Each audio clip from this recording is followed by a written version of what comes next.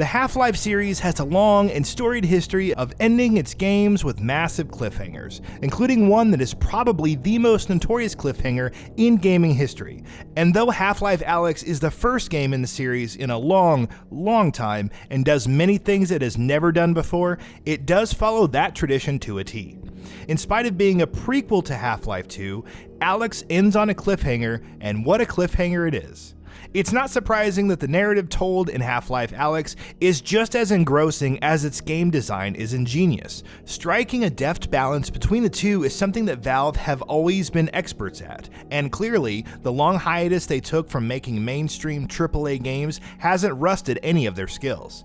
Players spend much of Alyx looking for a way into the vault, a structure floating above City 17 that is heavily fortified and protected by the Combine. The reasons that Alyx and her father Eli want to do so keep changing. When they start out, they are working under the assumption that the Vault holds a deadly Combine superweapon.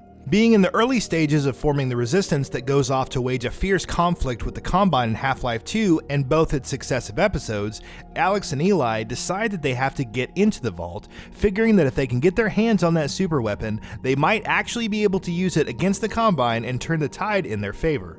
But eventually they find out that the Vault is not holding a superweapon at all. No, it's actually meant to be a prison, and imprisoned inside is a survivor from the Black Mesa incident, the shorthand for the entirety of Half-Life 1, essentially.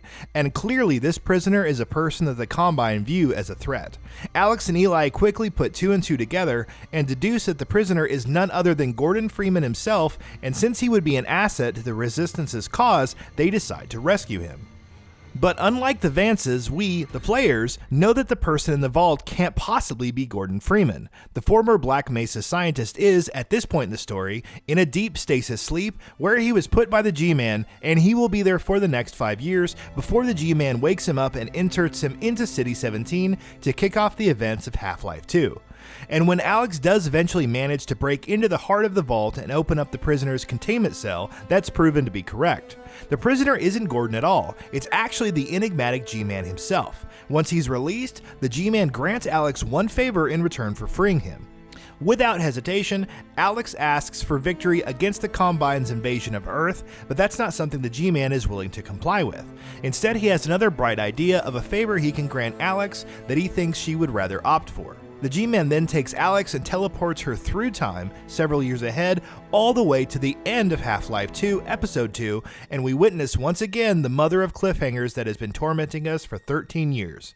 Alyx views the death of her father Eli in the helipad at the White Forest Resistance Base, while her and Gordon Freeman from that future stand by helplessly as a Combine advisor takes the Resistance leader's life.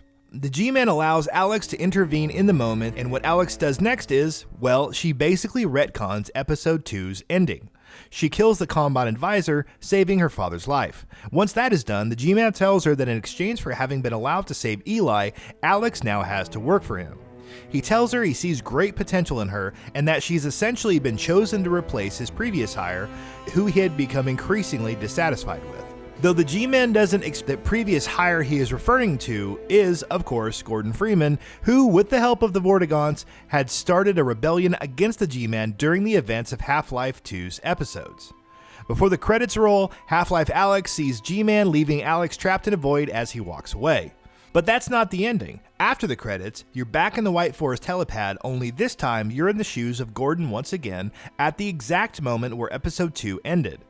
Only things are a little different now. Eli is still alive, the Combine advisor who originally killed him lies dead.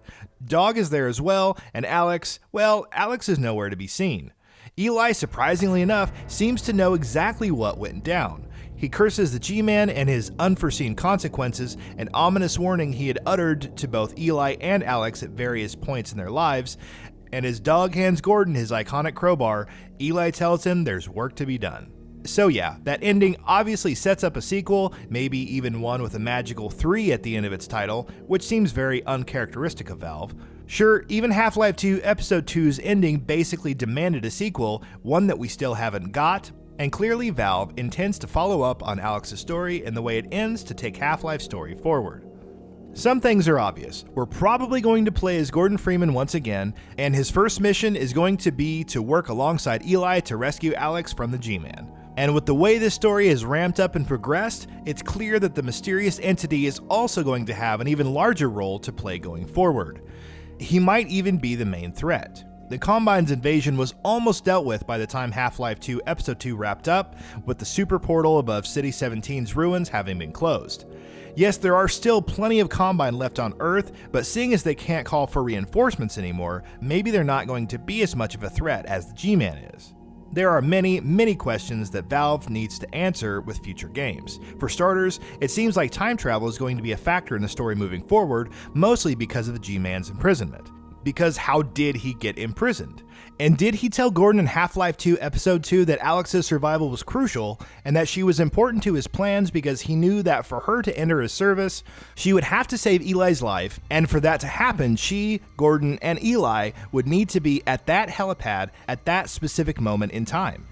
Or did he just do so because he had always been grooming her for employment as a backup in case Gordon didn't work out? Maybe a bit of both.